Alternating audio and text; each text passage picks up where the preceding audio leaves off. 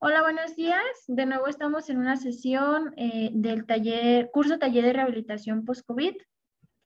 Y como les había comentado, hoy tenemos recomendaciones nutricias en pacientes post-COVID con el maestro en nutrición humana, José Manuel Pérez Casillas. Le damos la bienvenida y esperemos nos ayude mucho con esta plática. Bienvenido, maestro. Muchísimas gracias, Dani, a ti y a los coordinadores de este evento por su invitación. Muchas gracias. Bien, en cuanto Bien, gustes, podemos empezar, ¿eh? muchas gracias, excelente. Bien, pues bueno, el tema que me toca compartirles el día de hoy y que vamos a estar platicando es un tema de recomendaciones nutricias en pacientes post-COVID. El propósito de la sesión del día de hoy pues es comprender a algunas de las herramientas nutricias que podemos estar utilizando una vez que la enfermedad se ha resuelto o una vez que además están presentes todavía a partir del contagio de COVID-19. Entrando entonces en materia, creo que anteriormente han platicado un poquito sobre las características del virus y las características de la enfermedad. El coronavirus, pues bueno, es un virus de características nuevas. Lo podemos observar acá en la pantalla. Esta es una que nos representa o nos permite observar al coronavirus en toda su integridad. El coronavirus tiene una forma justamente de corona, puesto que en la parte periférica presenta una serie de proteínas que le dan esta apariencia de corona. No voy a ahondar tanto en detalles con respecto a la enfermedad como tal, las características de la enfermedad, puesto que me voy a enfocar un tanto más en materia de nutrición, pero quería iniciar justo con esta imagen que nos representa, nos permite observarlo de manera bastante interesante.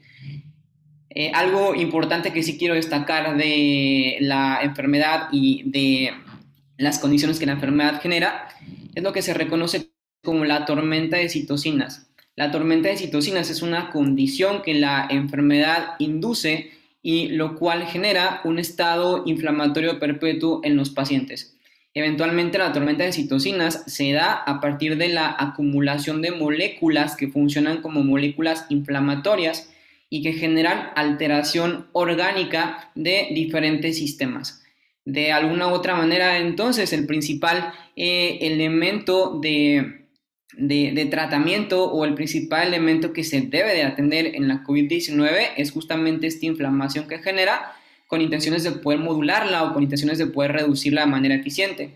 Y parte de lo que vamos a ver ahora en este taller con respecto a la alimentación es justamente eso, ¿no? Buscar la manera de que con la alimentación podamos disminuir o podamos modular esta respuesta inflamatoria que se genera a partir del contagio de la COVID-19.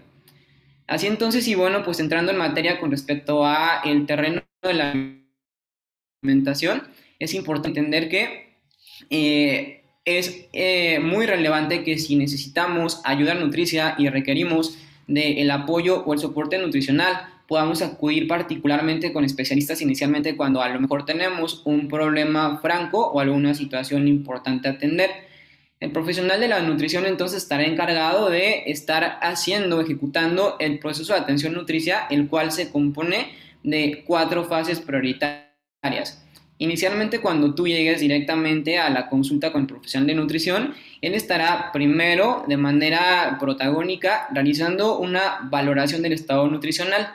En ese sentido, él estará obteniendo datos y estará generando un análisis e interpretación de los datos que se están evaluando, que están explorando, que se están observando, que se están revisando en un estudio de laboratorio para poder interpretarlos y para con base a esta interpretación pues hacer un diagnóstico nutricional, que sería el segundo paso.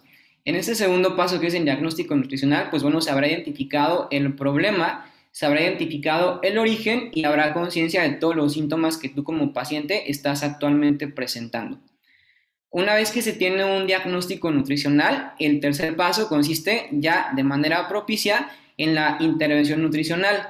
En ese sentido, pues bueno, ya se hace una prescripción dietética, se generan objetivos, se genera un plan de acción Se genera la intervención en donde se te da como tal el plan de alimentación y se objetiva también actuar a nivel de educación y apoyarte con dudas y resolución de situaciones que por ahí tengas pendientes.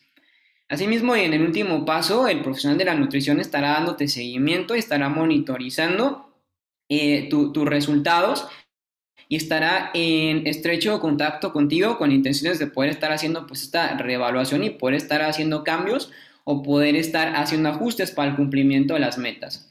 Es importante entonces acudir con el profesional de la nutrición cuando se tiene un problema o una situación, un abordaje un tanto más eficiente. La COVID-19 anteriormente, cuando la enfermedad surgió y de forma reciente, se pensaba que era una enfermedad que afectaba protagónicamente a el órgano pulmonar. Sin embargo, a medida de que el tiempo ha pasado, hemos entendido y se ha podido constatar que la COVID-19 es una enfermedad multiorgánica que compromete realmente a una gran variedad de órganos.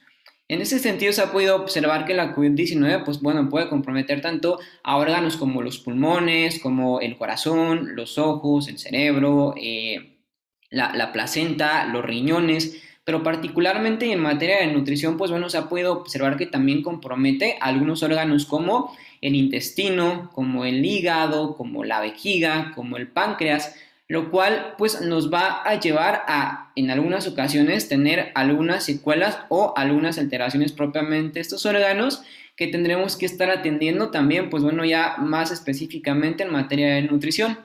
Asimismo, algunas de las alteraciones que podríamos estar observando a partir del contagio de COVID-19 sería, por ejemplo, presencia de diarrea, presencia de náuseas, vómitos, dolor abdominal, anorexia, la cual, pues bueno, es la disminución del hambre y usualmente los pacientes con anorexia dejan de comer. Podríamos también estar viendo crisis de hiperglicemia, es decir, podríamos estar viendo que la glucosa de pronto se altera importantemente y cuesta trabajo pues disminuirla. Sobre todo estamos hablando de algún paciente que ya tiene antecedentes de diabetes mellitus.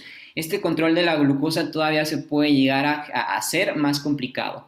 Asimismo, a nivel hepático también se puede observar que algunas enzimas hepáticas, es decir, estos componentes que se almacenan en el hígado y que nos permiten estar metabolizando o estar transformando ciertas sustancias, se van a ir a la alza o van a tener alteraciones que van a generar pues disfunciones hepáticas como tal. A esto me refería justamente con alteraciones específicas que pudiéramos llegar a tener y que es importante que cuando se detectan pues podamos llegar directamente hacia un profesional de la nutrición para que nos apoye con este tratamiento y su intervención sea mucho más específica a esas alteraciones propias que se están presentando. Entonces, en caso de ser necesario, definitivamente la opción y la invitación está a buscar un profesional de la nutrición. De manera general, si no tenemos un problema franco y la sintomatología no está tan específica en ciertas áreas en particular, voy a estar platicando sobre algunas recomendaciones generales que podemos tomar en cuenta una vez que hemos resuelto la enfermedad del COVID-19 en su forma aguda. La ASPEN, el cual pues, bueno, es un organismo muy importante en materia de nutrición, ha señalado que hace falta todavía mucho. A nivel de investigación se está todavía con esfuerzos muy importantes intentando todavía reconocer o establecer nuevos protocolos y procesos en materia de nutrición para poder justamente dar a los pacientes un mejor tratamiento, pero estamos en eso, se está trabajando todos los días y todos los días se publica nueva ciencia y nuevos contenidos que nos están apoyando a dar mejores intervenciones nutricionales. De manera general, voy a platicarles un poco sobre lo que se reconoce el plato del buen comer y sobre las recomendaciones generales que hoy día se están utilizando. El plato del buen comer que presento ahora a continuación en la pantalla es el plato del buen comer de Harvard, el cual pues bueno tiene como propósito orientar a la población sobre una alimentación saludable y equilibrada. En ese sentido, principalmente el plato del buen comer de Harvard establece el uso o consumo de aceites particularmente cardiosaludables. El uso particularmente de aceites como el aceite de oliva o el aceite de canola, particularmente para cocinar o para estar combinando con algunas ensaladas. Asimismo, este mismo plato exhorta a limitar el uso de algunos otros componentes como la mantequilla o las margarinas. ¿Sí? Asimismo, evitar el uso de grasas de características trans, que justamente la mantequilla o la margarina tienen esas características, son grasas particularmente trans. Asimismo, este mismo plato exhorta a el consumo de vegetales y exhorta a que el consumo de vegetales no tenga límite, es decir, podemos llegar a tener un consumo elevado de vegetales y siempre va a ser mejor que cualquier otra cosa.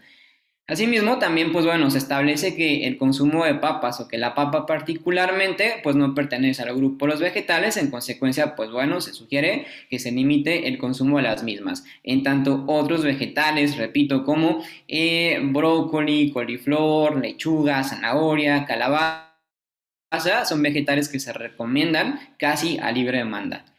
Asimismo, en cuanto al consumo de frutas, también se recomienda que se consuma una cantidad importante de frutas y, y que se opte por estar, es decir, frutas, por ejemplo, rojas, frutas, por ejemplo, amarillas, frutas verdes, y que se tenga como esta variedad permanente. La recomendación general por la mayoría de los organismos internacionales en materia de nutrición argumentan que se debe de aproximadamente 5 raciones de frutas y verduras. Un equilibrio, por ejemplo, propicio podría ser, por ejemplo, 3 raciones de vegetales, de verduras como tal, y 2 raciones de frutas. Sin embargo, y en el terreno de los vegetales, como bien lo comento, a mayor cantidad de vegetales siempre va a ser mejor. Asimismo, y en el tema de granos integrales, pues bueno, se sugiere también el consumo de granos, pero particularmente de granos integrales. Asimismo, por ejemplo, algunas opciones podría ser el arroz integral, la quinoa, el amaranto. Y asimismo se sugiere que se limite casi en lo absoluto el consumo de granos refinados. Granos refinados como el arroz blanco, como el pan blanco, como la bollería, como el pan de caja, etc. Asimismo, pues bueno, se sugiere en cuanto al consumo de proteínas que se elijan algunas proteínas como por ejemplo el pescado, como las aves o de pronto también las legumbres. Las legumbres como por ejemplo pudieran llegar a ser los frijoles, las lentejas, los garbanzos, la soya. Asimismo, y en este sentido se recomienda que se limite el consumo de carnes rojas y de algunas formas de queso, particularmente también carnes frías como jamón, como salchicha y algunas carnes pues ya propiamente procesadas. Con respecto al consumo de agua, se recomienda actualmente, pues bueno, el consumo de mínimo 2 litros de agua al día. Se consume también, se recomienda, perdón, también el consumo de algunas formas de té, infusiones, café. Y con respecto a la leche, no es que no se recomiende, simplemente se recomienda que tengamos un poquito de mayor control, intentando proponer entre 1 y 2 porciones de leche o productos lácteos al día. Asimismo, se recomienda que evitemos en lo mayor posible el consumo de bebidas azucaradas.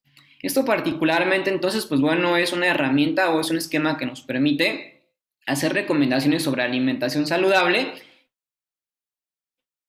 y es lo que, pues bueno, hoy en día está recomendando también en un paciente que pues ha padecido la enfermedad de COVID-19. De manera general, la Organización de las Naciones Unidas para la Alimentación y la Agricultura, mejor conocida como la FAO, también estableció las recomendaciones propicias que pues, bueno, ha publicado en su página oficial y las cuales voy a destacar el día de hoy. La FAO establece que la alimentación que estemos construyendo al día a partir del diagnóstico de COVID-19 que sea una alimentación variada en donde estemos combinando alimentos. Es decir, si vamos a consumir alguna proteína, buscar la manera pues, de combinarla con algún vegetal y con alguna grasa, por ejemplo, cardiosaludable o como las que anteriormente mencionaba, ¿no? Aceite canola, aceite de oliva o aquí en México, por ejemplo, también el aceite de aguacate que resulta una excelente opción. Entonces, la intención o la recomendación primaria de la FAO es combinar alimentos de la manera más propicia para que el platillo como tal, pues bueno, sea atractivo para la familia en general. Asimismo, y como lo recomienda pues el plato de Harvard, la FAO actualmente recomienda pues el consumo de frutas y hortalizas en abundancia, como bien les decía, casi a libre demanda. Asimismo, y también como lo recomienda el plato de Harvard, se recomienda añadir legumbres y añadir cereales integrales, así como frutos secos a la dieta. Con frutos secos me refiero particularmente a alimentos como las nueces, como las avellanas, como el cacahuate, como las pepitas, que aquí en México, pues bueno, también tenemos gran disponibilidad, sobre todo de cacahuates y pepitas. Asimismo, la misma FAO también recomienda limitar las grasas, el azúcar y la sal, pues son componentes que más tarde vamos a estar revisando, que tienen características proinflamatorias y que lejos de ayudar en la resolución del daño, estarían posiblemente causando mayores alteraciones para la salud del paciente. El quinto punto, pues bueno, se establece también, y muy importante, llevar a cabo una buena higiene de los alimentos, realizar un buen lavado de los alimentos, asimismo utilizar algunos componentes que desinfecten, sobre todo las frutas, verduras y hortalizas, y también tener cuidado con este tema de la contaminación cruzada y obviamente contaminación de los alimentos a partir de... Entonces es importante tener cuidado con esta parte de la higiene y con esta parte del tratamiento que le damos al alimento previo al consumo. Importante también, y organismos internacionales lo han señalado, pues el correcto lavado de manos, ¿no? Que creo que ya la mayoría, pues a partir de este año y medio que llevamos, y no es que más de pandemia, pues bueno, ya seguramente habremos entendido un poco sobre la importancia del lavado de manos. Asimismo, es pertinente establecer, hablar de los alimentos que van a tener características proinflamatorias, es decir, que van a estar generándonos inflamación. Ya mencionaba yo anteriormente cuando abría este diálogo de que la COVID-19 es una enfermedad de características proinflamatorias. La COVID-19 genera inflamación no únicamente al pulmón, sino que genera inflamación multiorgánica, genera inflamación a diversos órganos, y en ese sentido, pues bueno, es importante identificar y conocer que existen diferentes alimentos que poseen características proinflamatorias. En ese sentido, algunos de los alimentos proinflamatorios más importantes o más relevantes que podemos destacar es, por ejemplo, las grasas saturadas, que ya mencionaba anteriormente, que podemos encontrar particularmente en algunos componentes como la margarina, como el tocino, como los alimentos industrializados, como los aceites vegetales y la leche entera. Sin embargo, bueno, a pesar de que la leche entera está en la recomendación del plato de Harvard, la recomendación consiste pues en el consumo, como bien lo decía anteriormente, entre 1 y 2 porciones de leche, es decir, el consumo excesivo de leche entera es el que pues estaría incrementando el consumo de grasas saturadas. En tanto, un consumo adecuado de leche y de preferencia desnatada podría ser propicio, puesto que la leche pues bueno, tiene proteínas de alto valor biológico y tiene muchos otros componentes que colaboran en materia de nutrición. Asimismo, por ejemplo, pues bueno, la comida chatarra, acá tenemos como representante una hamburguesa con papas, también definitivamente es un alimento o es un componente de características altamente inflamatorias. La carne roja y la carne procesada, al tener también cantidades importantes de grasa saturada, también se consideran como alimentos con características proinflamatorias. Sin embargo, tampoco es que la carne roja se deba restringir de manera permanente, como lo mencionaba anteriormente y como la mayoría de las guías lo recomiendan. El consumo de carne roja hasta 2 veces por semana puede ser adecuado y no supone grandes riesgos en población que no presenta alteraciones ya más específicas. Asimismo, pues bueno, el consumo de bebidas azucaradas o alimentos construidos a partir de azúcar procesada, pues tampoco son recomendados, puesto que se reconoce perfectamente que la azúcar refinada es un alimento de características altamente inflamatorias. Asimismo, el consumo de carbohidratos refinados, que consisten principalmente en alimentos de bollería, como el pan dulce, el pan de caja o los panes industrializados, tampoco son recomendados, puesto que poseen altas características inflamatorias.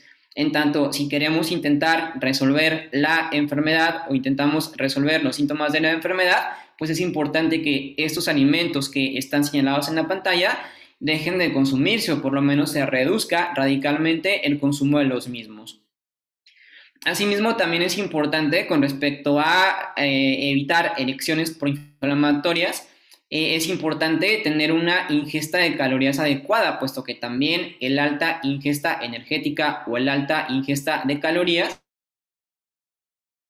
propiciando pues alteraciones importantes que van a conducir a estados proinflamatorios. Particularmente el consumo elevado de calorías pues nos irán llevando directamente al sobrepeso y a la obesidad, y la obesidad hoy en día se entiende como una enfermedad también de características inflamatorias. Asimismo, el consumo excesivo de alcohol se ha señalado pues como una situación que conduce a estados proinflamatorios. La baja ingesta de fibra, particularmente la baja ingesta de frutas, de verduras y de cereales integrales, pues se ha definido como un elemento que expone también a conducir a un estado proinflamatorio. En tanto, pues se recomienda un consumo elevado e importante de fibra. Asimismo, también se ha podido observar que el consumo de jarabe de maíz de alta fructosa también es un componente altamente inflamatorio, y a pesar de que, bueno, es altamente inflamatorio, también genera un estatus de adicción importante. En particular, estas imágenes que presento acá en la pantalla, estos exponentes como la salsa capsu, como el Fruit Loops, como el pan de caja Bimbo, como estas aguas o pulpas para preparar aguas frescas, alimentos como los rufles, las sabritas o algunas formas, por ejemplo, de yogurt, contienen cantidades importantes de jarabe de maíz de alta fructosa, dado que es una forma de azúcar con un alto potencial dulzor. Para la industria es un tanto más viable utilizar jarabe de maíz de alta fructosa, puesto que es un tanto más barato que la propia azúcar natural o el azúcar de mesa. En tanto, muchos de estos productos están altamente adicionados con jarabe de maíz de alta fructosa, el cual, como bien les decía, se reconoce como un componente con altas características inflamatorias. En tanto, estos exponentes que presento acá en la pantalla tendrían también que estarse evitando en esta etapa post-COVID-19. ¿Sale? Adicionalmente, pues bueno, el consumo de sal se recomienda pues que se pueda llegar a disminuir, puesto que el alto consumo de sal también conduce a situaciones proinflamatorias. También se ha señalado que altos tiempos o altas ventanas de inanición, es decir, tiempos en donde no estemos consumiendo alimento, tampoco es propicio para la resolución de los estados proinflamatorios. Y asimismo, la baja actividad física tampoco ayuda en la evolución de la enfermedad. Entonces son opciones o elecciones que deberíamos estar teniendo y deberíamos estar modificando con respecto a nuestros hábitos, conductas alimentarias y estilo de vida para intentar resolver este estado preinflamatorio que la COVID-19 nos estuvo generando. ¿Sale?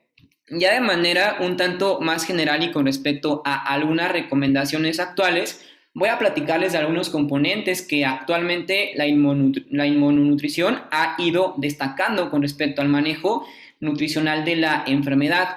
La inmunonutrición hace referencia particularmente a la relación que existe entre los alimentos,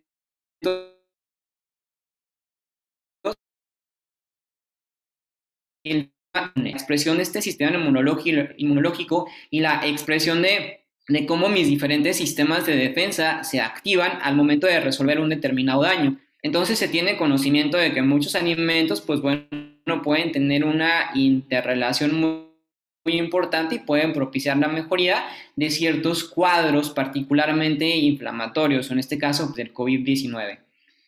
En ese sentido, pues bueno, dentro de las cosas más relevantes que actualmente se han publicado y las que tenemos conocimientos es que es posible y que puede ser recomendado el uso de algunos minerales, dentro de los que destacan el zinc, como parte de los eslabones o estrategias terapéuticas para poder resolver la enfermedad como tal. El zinc, entonces, es uno de los oligoelementos o micronutrientes más estudiados y que destacan como una de las mejores intervenciones en el manejo de la COVID-19. En ese sentido, realmente la mayoría de la evidencia que se tiene con respecto al uso de zinc es más bien en otras condiciones virales, por ejemplo, en influenza tipo A o en influenza H1N1. Sin embargo, actualmente pues la comunidad científica ha tenido interés en estudiar los efectos del zinc, particularmente en la COVID-19, y por lo menos en los estudios preliminares se ha podido observar como un oligoelemento de características posiblemente interesantes en el manejo de la enfermedad. Asimismo, al momento, hasta este punto, no se tiene una caracterización específica con respecto a la dosis habitual que se debería recomendar. Sin embargo, la recomendación reside pues en el consumo elevado de alimentos que estén conteniendo cantidades o concentraciones importantes de zinc. Bajo esta perspectiva, algunos de los alimentos que contienen una cantidad importante de zinc son, por ejemplo, las almendras, por ejemplo, los mariscos, en ese sentido, por ejemplo, los camarones, las almejas, también algunos componentes como el aguacate, las espinacas o la propia carne roja, bajo las limitaciones e indicaciones que previamente ya estuvimos mencionando. Estos que aparecen entonces en su pantalla son algunos de los mejores exponentes que contienen una cantidad importante o concentraciones importantes de zinc. Asimismo, en el mismo contexto de los micronutrientes, se ha podido observar también que algunos componentes, ya sea solos o combinados, por ejemplo, de selenio, vitamina D o combinados incluso con zinc, también se propone o se piensa que podrían tener una cierta utilidad al momento de proteger contra la COVID-19 o, en su defecto, mitigar el curso de la enfermedad. Se propone entonces que el consumo de zinc, selenio y vitamina D, ya sea de manera exclusiva, es decir, de manera única o de manera combinada, podría proteger contra el contagio de la enfermedad o, en su defecto, una vez que ya se tiene la enfermedad, podría mitigar los efectos de la misma. Y en ese sentido, a la fecha tampoco, repito, se tiene como una recomendación específica con respecto a las dosificaciones o a la caracterización específica de cómo, cuándo, dónde y a qué cantidades consumirla, pero la recomendación actual, pues bueno, reside también en estar consumiendo alimentos que contengan una cantidad importante de estos micronutrientes. Particularmente, si hablamos del selenio, el consumo de legumbres como los frijoles, como los garbanzos, de algunas semillas, como la semilla de girasol, de algunas proteínas, como el pollo, como el huevo, el consumo de brócoli, el consumo de hígado, el consumo de camarones, podría estarnos dando una cantidad suficiente de selenio como para estar teniendo pues una ingesta adecuada del mismo. Asimismo, se me pasaba el consumo del ajo, también se conoce hoy en día como una estrategia interesante en vías de consumir concentraciones adecuadas de selenio. Y con respecto al consumo de vitamina D, se recomienda entonces el consumo de algunos componentes como el pescado, particularmente el salmón, componentes también como el chícharo, componentes como el huevo, algunas formas de queso y leche, definitivamente bajo las medidas que anteriormente también platiqué sobre las cantidades específicas. Podría ser recomendado en el curso de la enfermedad para consumir las cantidades adecuadas y propicias de vitamina D. Asimismo, pues bueno, algunos autores en la actualidad han sugerido también el uso de este tipo de componentes, el uso o el consumo de selenio, de vitamina D y de zinc de manera suplementada, sobre todo en pacientes de alto riesgo. Esto, bueno, ya va a requerir obviamente de la atención nutricia. Esta recomendación ya mucho más específica de manera suplementada, pues va a requerir de la atención nutricia por un profesional de la nutrición, en donde se pueda cuantificar la cantidad específica que los pacientes están necesitando con respecto a sus propias características. Entonces, la recomendación actual sobre la suplementación pues tiene que ser otorgada y ejecutada por un especialista, pero a la fecha lo que se está entonces teorizando, recomendando, es que la suplementación pueda ser exclusiva para pacientes de alto riesgo. ¿A qué me refiero con pacientes de alto riesgo? A pacientes particularmente con algunas comorbilidades, es decir, con algunas enfermedades base, como diabetes mellitus, como hipertensión, como obesidad, enfermedades tiroideas, enfermedades inmunológicas, inflamatorias, etc. Entonces, en estos grupos particularmente, implementación de estos microelementos ya de manera más en particular. Regulación del estado inflamatorio, el uso de algunos componentes también como los probióticos, como los prebióticos, algunas vitaminas ya previamente mencionadas, los flavonoides, la glutamina, la arginina y los ácidos grasos, particularmente los omega 3. Estos componentes en particular son los que hoy día en la comunidad científica tienen el mayor interés y se están estudiando permanentemente como parte de las alternativas nutricionales que podemos estar tomando en cuenta para la resolución de la enfermedad. Cuando hago referencia a los probióticos, hago referencia a estas bacterias vivas que van a llegar directamente a mi intestino y que van a repoblar esas bacterias que ya de por sí viven ahí dentro. Algunas formas, por ejemplo, de probióticos, pues bueno, las podemos encontrar en algunos productos particularmente fermentados. Es en donde podríamos estar encontrando una gran cantidad de probióticos. Asimismo, los prebióticos hacen referencia a el alimento de las bacterias. Los probióticos son eventualmente fibras que podemos obtener a partir del consumo de frutas, de verduras y particularmente cereales de características integrales. En tanto, los probióticos requieren particularmente de los prebióticos, es decir, si yo consumo una bacteria viva como parte pues, de mi alimentación, requiero también estarle dando estos prebióticos que van a funcionar como el alimento de esas propias bacterias, ¿sale? Entonces, en cuanto a probióticos, ya mencionaba pues algunas formas, particularmente productos lácteos fermentados, particularmente también, por ejemplo, el consumo de búlgaros, el consumo de té kombucha y todos estos alimentos que tienen características probióticas. En cuanto al consumo de flavonoides, traigo por acá algunas imágenes en donde podemos ver algunos representantes de estarse consumiendo para estar abasteciendo una cantidad importante de flavonoides en nuestros alimentos como la naranja, como los arándanos, las manzanas, las frambuesas, en la cebolla también, en la soya o en algunas formas de té e infusiones como el té negro y el té verde. En consecuencia va a ser importante que si todos los días podemos meter 1, 2 o 3 alimentos de los que en la pantalla estamos observando, pues va a ser muy importante para la modulación del sistema inmunológico, puesto que de estos alimentos se van a estar extrayendo los flavonoides que van a tener estos efectos antiinflamatorios y moduladores de mi sistema inmunológico. El consumo de té particularmente es una de las estrategias que yo principalmente recomiendo y recomiendo pues que se ejecuten básicamente todos los días, ¿no? Y que estemos variando incluso entre diferentes formas de té, tanto té verde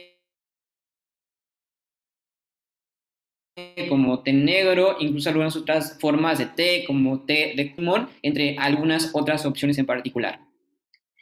Y pues bueno, esta evidencia, pues bueno, viene a sumar todavía a lo que anteriormente ya mencionábamos sobre el estado preinflamatorio y el consumo de ciertas vitaminas y minerales para poder disminuir el estado preinflamatorio y particularmente, pues bueno, se establece que el consumo de componentes como la vitamina C, la vitamina D, la vitamina E, el zinc, el selenio y los ácidos grasos omega 3 morbilidad en los pacientes con COVID-19. Y en consecuencia, pues bueno, la recomendación de los mismos puede mejorar las expectativas y el pronóstico de los pacientes con respecto a hasta lo que hoy se tiene recientemente publicado. En ese mismo contexto, entonces, para hacer uso de que la evidencia, pues bueno, se recomienda el uso de componentes como la naranja, como los frutos rojos, los vegetales en general, ya lo mencionaba anteriormente, el té verde, el brócoli, las manzanas, los limones, los mangos, puesto que se ha podido observar que estos hay una importante caracterización antiinflamatoria. Pueden resultar bastante benéficos en la reducción del estatus inflamatorio.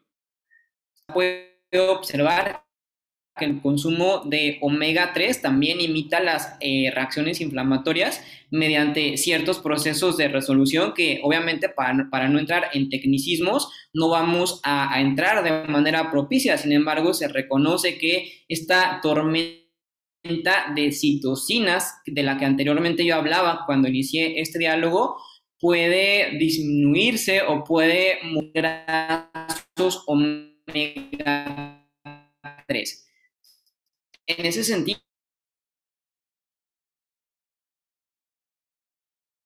particularmente en COVID-19, que también se ha entendido como una enfermedad que ataca al sistema cardiovascular, pues ha podido observar que el consumo de ácidos grasos omega 3 disminuye, aparte del estado inflamatorio, disminuye riesgos cardiovasculares. Particularmente se ha podido observar que puede llegar a mitigar el riesgo de generación de trombos o de generación de coágulos. Eso se entiende ya de manera más específica o técnica como coagulopatía.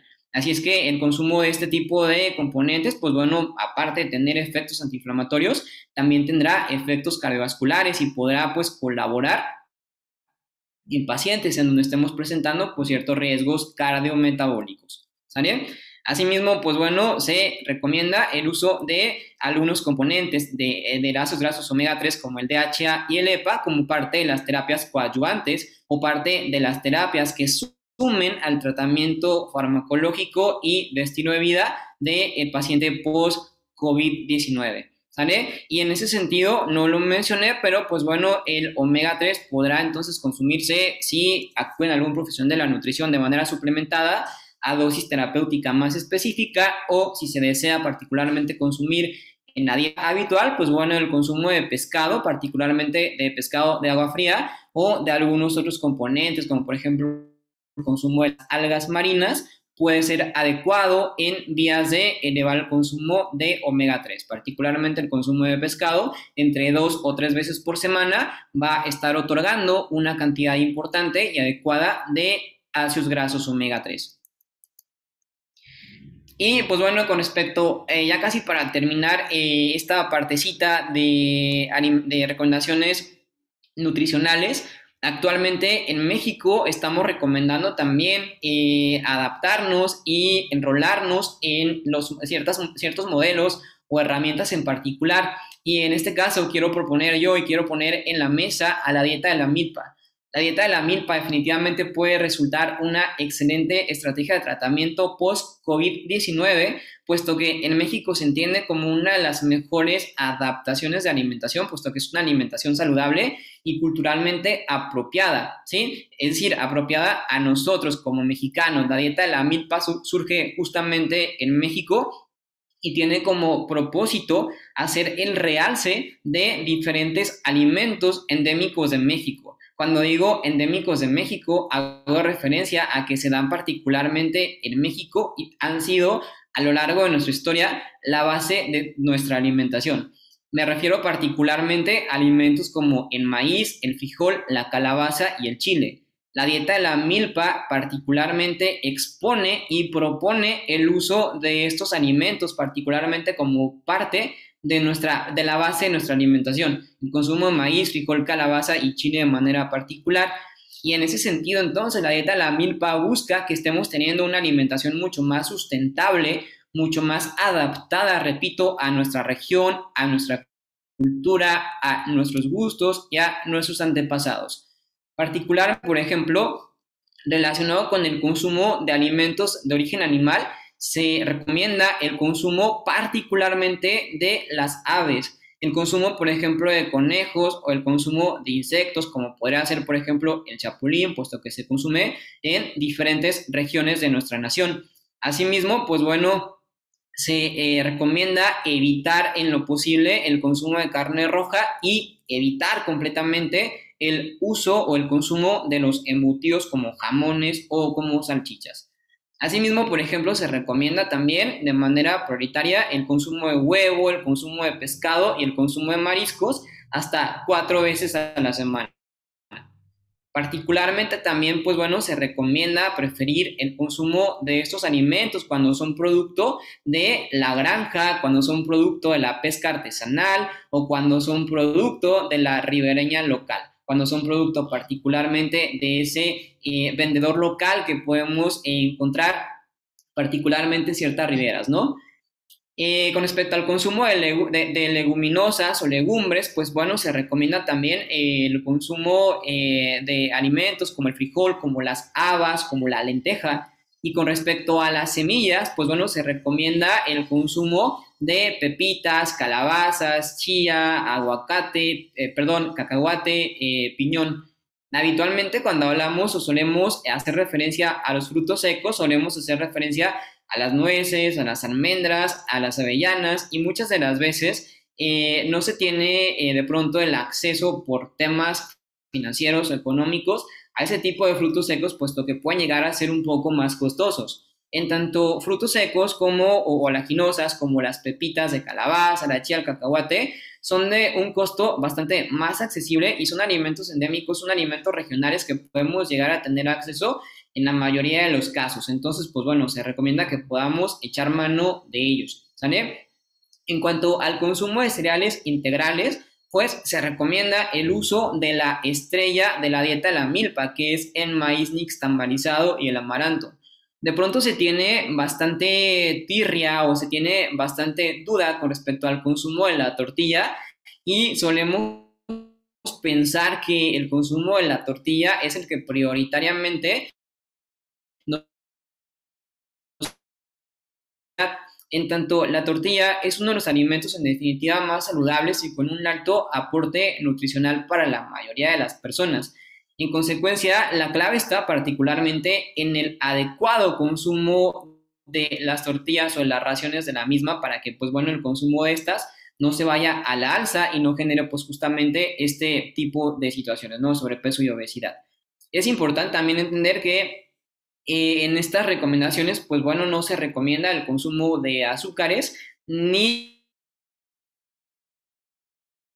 grasas de origen o protectores, particularmente el consumo de aguacate, ya sea en su forma natural o, como bien les decía, el consumo de aceite de aguacate, el cual es un poco más costoso, pero pues ya tenemos disponibilidad también de aceite de aguacate, el cual puede resultar una extraordinaria alternativa. Sin embargo, el consumo del aguacate puro puede ser también una gran recomendación y la recomendación reside en que lo podemos incluso estar consumiendo todos los días a raciones aproximadamente de 2/3 de aguacate, es decir, casi un aguacate completo podríamos estar consumiendo de forma diaria. Asimismo, el aceite de oliva, el aceite de girasol, el aceite de pepita y el aceite de ajonjolí también resultan una muy buena alternativa para la preparación de los alimentos. Asimismo, y con respecto al consumo de verduras y hortalizas, como ya les mencionaba, la idea es consumir lo propio, consumir lo regional. Y en ese sentido, la recomendación radica en el consumo de componentes como la calabaza, los nopales, el quelite, las verdolagas, el guasontle, el jitomate, el tomate, el pimiento, el chilacayote, los berros, la chaya, el achote, el epazote, los hongos y el acuyo, que son alimentos particularmente endémicos de ciertas regiones en particular. La dieta de la milpa, entonces tendríamos nada más que orientarla o dirigirla directamente a los alimentos que yo tengo en mi poblado, que yo tengo en mi población, en mi colonia, y a los que tengo particularmente acceso. Asimismo, en cuanto a frutos, pues bueno, se recomienda el consumo de guanábana, de tuna, de papaya, de zapote, de mamey, de guayaba, tejocote, de piña, de chirimoya, de pitaya, cuando hay tiempo de pitaya, o de ciruelas nativas. Particularmente, como lo ven, son frutas que de pronto hemos olvidado o de pronto dejamos de consumir y que la dieta de la milpa viene a recordarnos que existen y que podemos consumirlas como parte de una alimentación balanceada y regionalizada de nuestro país. Asimismo, con respecto al consumo de tubérculos, el consumo de camote, de yuca, de chinchayote, también se recomienda, simplemente se recomienda que tengamos un poquito de cuidado al momento de racionar y al momento de consumirlas, puesto que obviamente un exceso de esos componentes, un exceso de camote, de yuca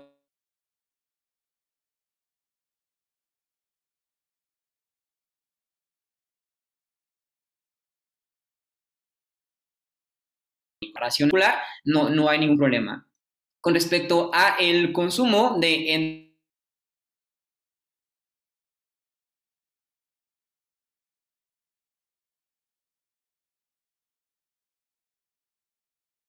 endulzantes, pues bueno, se no decía por algún platillo en particular, el uso, por ejemplo, de la miel de maguey, de la miel de abeja o del piloncillo resultan adecuados como una forma de endulzante regional originario en nuestro país. Asimismo, en cuanto a bebidas energéticas, se recomienda, por ejemplo, el consumo esporádico, esto quiero dejarlo claro, esporádico, de algunas bebidas como el aguamiel, como el chocolate, el pozol en algunas regiones de nuestro país, particularmente del sureste, y el consumo del atole también. Asimismo, en cuanto a bebidas tradicionales, lo mismo en ese sentido, no es que se recomiende de manera recurrente, sino de forma esporádica, el consumo, por ejemplo, de pulque o el consumo de tesguino. Y con respecto al consumo de lácteos, la recomendación de requesón y queso fresco está también por ahí señalada como parte de las alternativas de la dieta de la milpa. Asimismo, la dieta de la milpa, pues bueno, también hace referencia al consumo adecuado de agua, hace referencia a la ejecución de ejercicio físico de manera diaria y hace referencia también a que tenemos que estar con un buen humor, tenemos que tener un estado anímico que también esté favoreciendo pues la correcta resolución y pues bueno, un estilo de vida saludable, ¿no? Entonces hace referencia particularmente a esos puntos también. Y esto entonces, pues bueno, es la dieta de la milpa. Si alguien tiene alguna duda en particular con respecto a la dieta de la milpa, escríbanos y podemos compartirles más contenido, infografías, artículos con respecto al uso de la milpa, puesto que se propone, el uso de la dieta, perdón, de la milpa, puesto que se propone que sea un modelo que pueda adherirse, que pueda arraigarse acá en México, puesto que es, como les decía, el modelo más culturalmente apropiado seguramente para la mayoría de los mexicanos, ¿va? Con respecto a las recomendaciones finales, ¿qué recomendamos entonces con respecto a la alimentación? En los pacientes que han padecido COVID-19, pues bueno, principalmente el consumo de antioxidantes, particularmente el consumo de frutas y de verduras que contengan una gran cantidad de antioxidantes. El consumo de prebióticos y probióticos que anteriormente mencioné también, es decir, el consumo de algunos alimentos fermentados y de algunas fibras como fibras que incluyen los cereales integrales o las frutas y verduras, van a estar abasteciendo de los prebióticos que estamos necesitando para poder estar consumiendo las cantidades óptimas. Consumo de azúcar simple o consumo de mesa, ¿vale? Como cuarto punto, incluir tés e infusiones, ya lo mencionaba.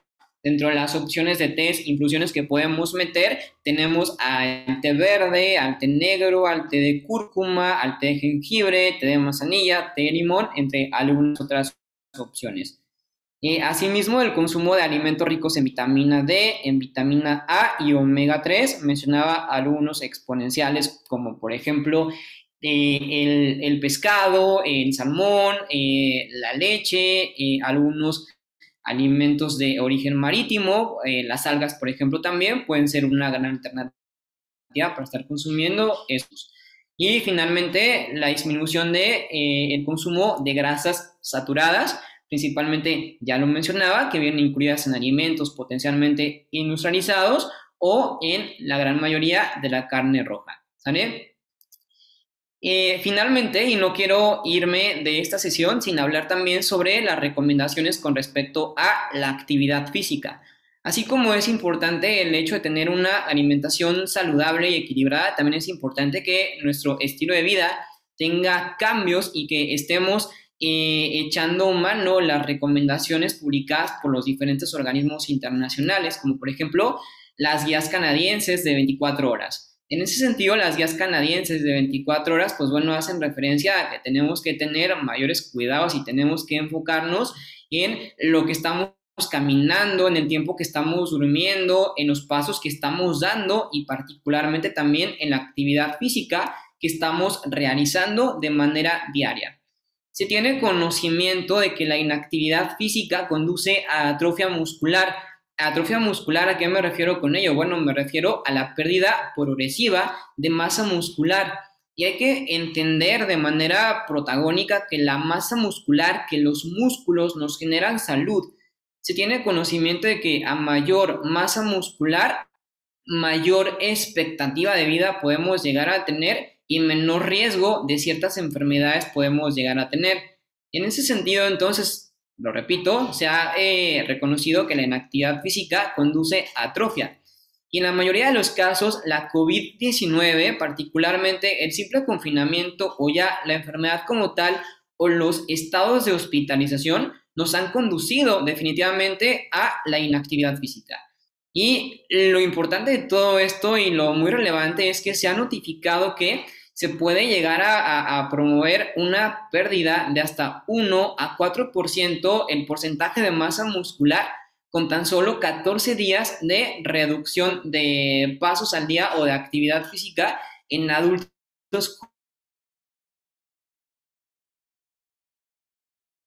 Entonces de poder movernos y de poder estar activos permanentemente, ya sea en estado de confinamiento o en el trayecto de la enfermedad o posterior a la enfermedad, es extremadamente relevante en vías de evitar justamente estas pérdidas de la masa muscular.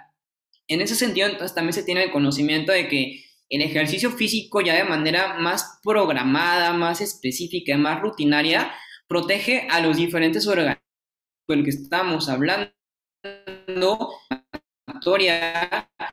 mejora el control metabólico, lo cual hace que los pacientes con hipertensión, con diabetes mellitus, con síndrome metabólico, tengan un mayor y mejor control de su enfermedad como tal.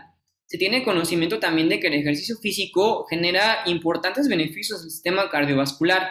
Se sabe también que el ejercicio físico mejora importantemente al sistema respiratorio y, sobre todo, y muy importante en este momento de la pandemia, mejora también ciertas situaciones mentales, puesto que el estado mental se ha visto también altamente mermado o altamente perjudicado a partir de este confinamiento y de los problemas que la COVID-19 nos ha venido a presentar.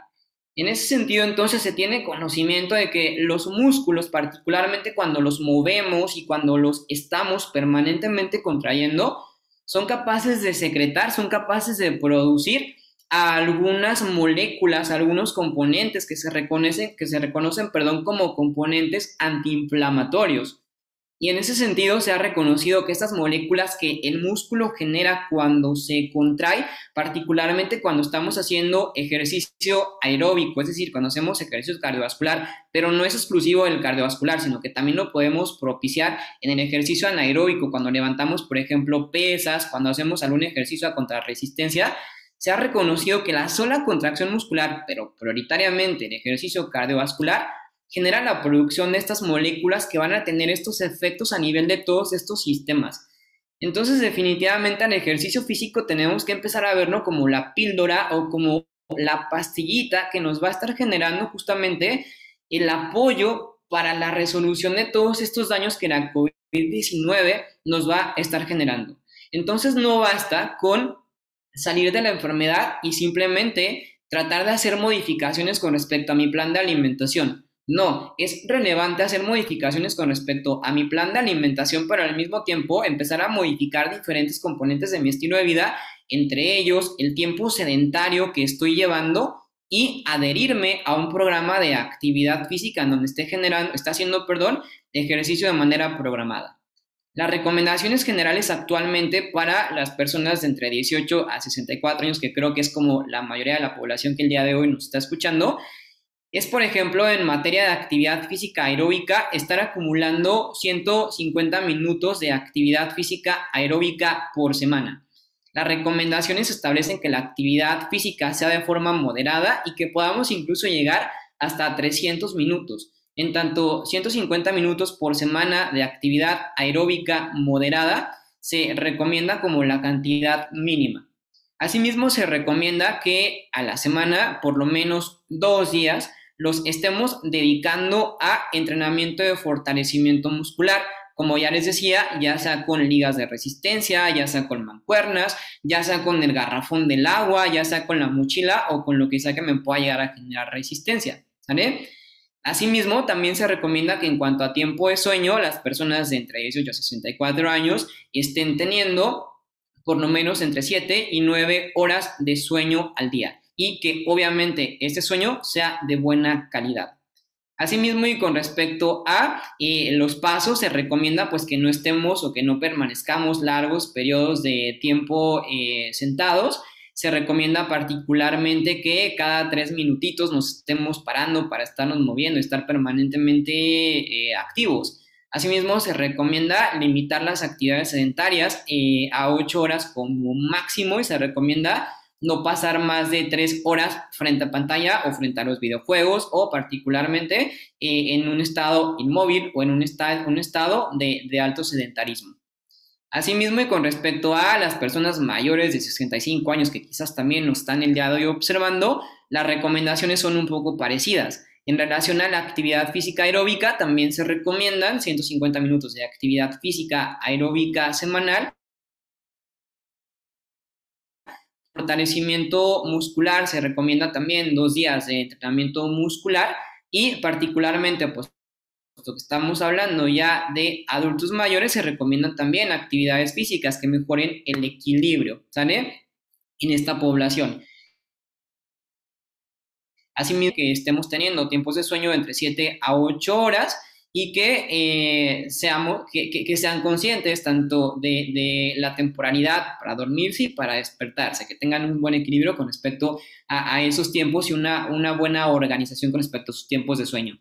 Con respecto a las conductas sedentarias, lo mismo se recomienda, pues limitar a 8 horas o menos el sedentarismo y también se recomienda pues no pasar más de 3 horas de tiempo frente a pantalla, ¿sale? Y romper largos periodos de tiempo sentado. Algunos otros organismos recomiendan como máximo 2 horas de tiempo frente a pantalla. No se recomiendan más de 2 horas de tiempo viendo la televisión, viendo alguna película, jugando videojuegos, etcétera. Entonces, buscaríamos eso, ¿no? Cumplir como con estas recomendaciones en vías de estar siendo sujetos un tanto más activos, ¿sale? Y pues bueno, finalmente no me queda más que agradecerles. Considero que no porque ya esté hecho significa que no lo puedes mejorar. Creo que todo lo podemos permanentemente mejorar.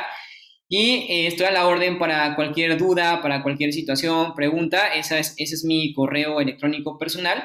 Estoy a la orden para cualquier situación. Muchas gracias, Dani. Por mi parte, de momento sería todo.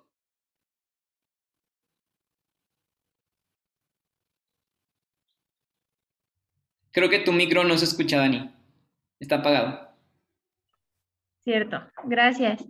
Muy buena la plática, la verdad es que sí está muy completa, aprendí mucho yo también porque, por ejemplo, esta parte de nutrición no la había yo, pues conocido. Sabía, por ejemplo, algunas partes psicológicas, porque como trabajamos nosotros en conjunto también de enfermedades respiratorias, siempre vamos más de la mano con el psicólogo, pero no tan allegado con un nutriólogo. Como sabemos, en cualquier enfermedad respiratoria necesitamos este conjunto disciplinario. Pero está muy, muy, muy completa la plática. Dani, perdón, su intervención no sé. Ok, ok. Yo creo que más bien mi internet va a estar fallando. A ver, ahí te escucho. ¿Sí me escuchas? ¿Sí me A ver, escucho ahí o te no? escucho. Perfecto. Sí, te comentaba que la plática está muy completa. Sí, dale, adelante. No teníamos, bueno, yo no tenía conocimiento tanto, por ejemplo, en nutrición. Por ejemplo, cuando hablamos en psicología, sí sabía un tanto porque vamos más de la mano en enfermedades respiratorias con psicología. Trabajamos siempre en conjunto disciplinario, nutrición también, pero no iba tan a la mano con información nutricia yo. Pero sí, hoy aprendí mucho, vamos a cambiar muchos hábitos alimenticios porque pues creo que también esto nos sirve para el público en general, no nada más para pacientes post-COVID. Creo que se trabó otra vez.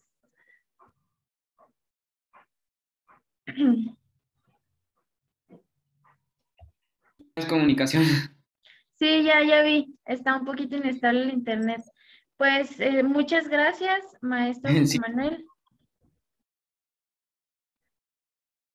Gracias a ti, Dani, por venir al comité, a los organizadores de este taller que me parece increíble para los pacientes. Perfecto.